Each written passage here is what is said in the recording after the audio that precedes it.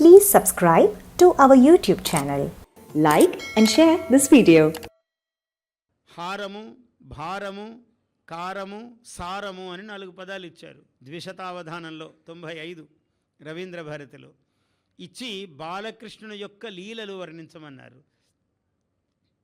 హారముదావళి కలిత హాస విభాస విలాస కేళియై పద్యం చెప్పేటప్పుడు అందులో కనపడాలి. బాలకృష్ణుడు అంటే చెంగు చెంగున దూకుతున్నట్లు ఉండాలి పద్యం. హారముదావళి కలిత హాస విభాస విలాస కేళియై భారము కాదటంచు దధిభాండము భిన్నము సేయగా. ఆయనకి పెద్ద బరువేముంది, కుండ బాలు కొట్టాడు. కుండ బాలు కొడితే గొప్ప సంగతి ఏముంది, మనం కూడా బాలు కొట్టమా? కానీ ఆయన పహడు కొట్టిన కుండ వేరు.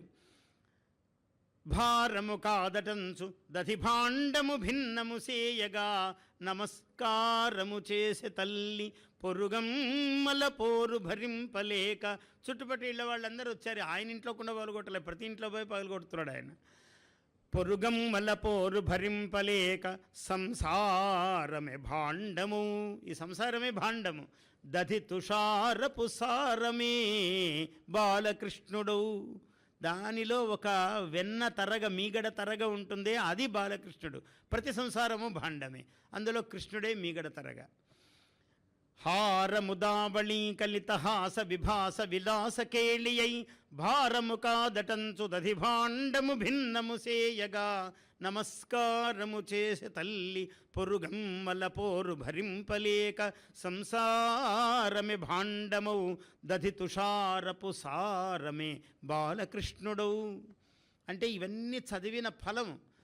పోతనను అంత చదివితే, ఒక నన్నయ్యనంత చదివితే, తిక్కనను చదివితే, శ్రీనాథుణ్ణి చదివితే ఎట్లాంటి పద్యాలు వస్తాయి.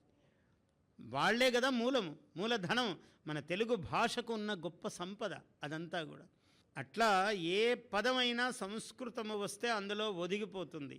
భాషా మాధుర్యం అంతా మన పద్యాల్లో ఉన్నది. మన పోతన పద్యాలు, మన తిక్కన పద్యాలు, మన నన్నయ్య పద్యాలు అసలు ఇంత అమృతాయమానము చేశారు ఆంధ్ర వాంగ్మయ సరస్వతిని వాళ్ళందరూ మహాత్ములు. అటువంటి వాళ్ళ పద్యాలు రోజులు రోజులు రోజులు చెప్పుకోవచ్చు. ఎన్ని రోజులు చెప్పుకున్నా నిజంగా ఎవరు లేవరు, ఎవరికీ అబ్బా అని అనిపించదు. ఎప్పటికప్పుడు ఆహా అనే అనిపిస్తూ ఉంటుంది. అంటే ఆ పద్యాల్లో ఉన్న వైభవం, అది వాటిలో ఉన్న మాధుర్యము అటువంటిది. Please subscribe to our YouTube channel. Like and share this video.